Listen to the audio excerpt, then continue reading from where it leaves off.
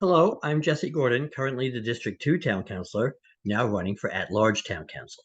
I'm asking for your vote on November 7th to continue bringing a fair share to Randolph in three areas, which I call the three Gs: growth, grants, and good government. The first G is growth. Randolph is growing into a small city, and we need to improve our infrastructure for our streets, for our water, and for our mass transit. On streets infrastructure, I hear often from people about streets that need repaving or repair. We get money from the state for that, but for years we've left miles of our roads unaccepted, which means that they don't count when allocating state money. Last year, I pushed for an annual report on every unaccepted road to get some into the accepted list. That report is next due in February. We could increase our state allocation from the current $700,000 to maybe double that and be able to repave a dozen more streets a year. That's getting our fair share. On water infrastructure, our water's healthy, but we need to deal with the new issues of PFAS, which is a chemical that seeps into our reservoir.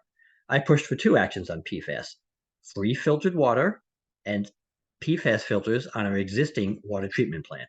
Now I'm pushing to find the source of PFAS so we can remove them before they get into our reservoir, which could save $250,000 per year. On mass transit infrastructure, we're served okay by the MBTA, but many people live too far from the bus or train to use it for daily commuting. I wrote the bus petition, which passed the town council this year, calling for a shuttle bus to bring people from housing areas to transit hubs and downtown. It's in a feasibility study now and is due next June. Hundreds of households could switch from, say, a two-car to a one-car family by using the shuttle bus to commute, cutting down on traffic, too. The second G is grants. Our town is pretty good at applying for state and federal grants when we're eligible, but there are many, many grant programs that we could be eligible for, but we've never set up Randolph properly to apply for millions of dollars. For example, you can hike on our reservoir walk from Oak Street on the Randolph side and on the Braintree side of the reservoir. Wouldn't it be nice to have a walkway connecting the two sides? I applied for a grant for exactly that from a state agency, but they said Braintree can apply, but Randolph can't because you neglected to file an OSRP. She meant since 2017, Randolph hasn't written an open space and recreation plan. So I got that process started. It could come out later this year, and then we can apply for state grants for open space. For another example, there's a state program called Gateway Cities, which provides grants for workforce development, bilingual education, small business empowerment, and more. To be eligible, a small city has to have 35,000 residents, but the US Census reported that we were 16 people shy of 35,000. Now, everyone in town had stories of people missed during the 2020 census, so I worked on it, and the US Census officially declared Randolph as having over 35,000 people in July of this year.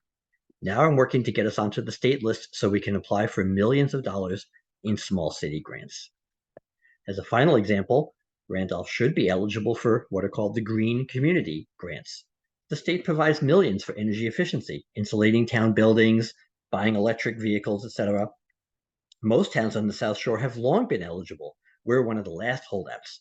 Our first step is an energy audit of energy inefficiencies. And then, if we do that, we get $230,000 to fix them.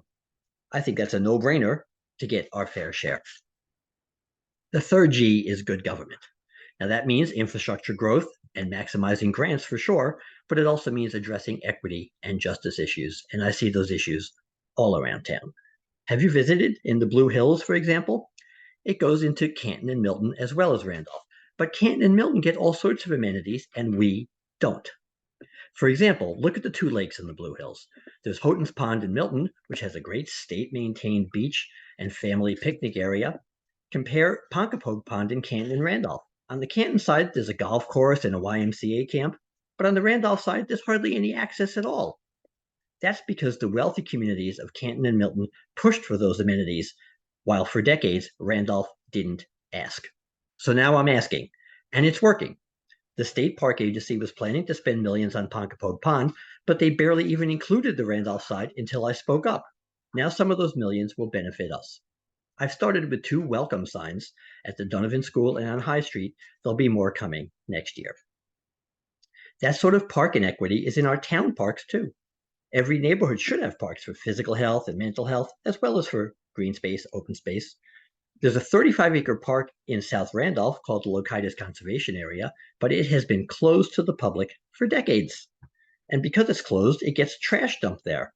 I pushed last year to open up our parks, including Lochitis. You can hike or bike there now from Stoughton Street, and I've gotten funding for DPW to clean up the trash. We have a dozen other beautiful parks in Randolph, but we lock ourselves out. Let's open them up. That's good government.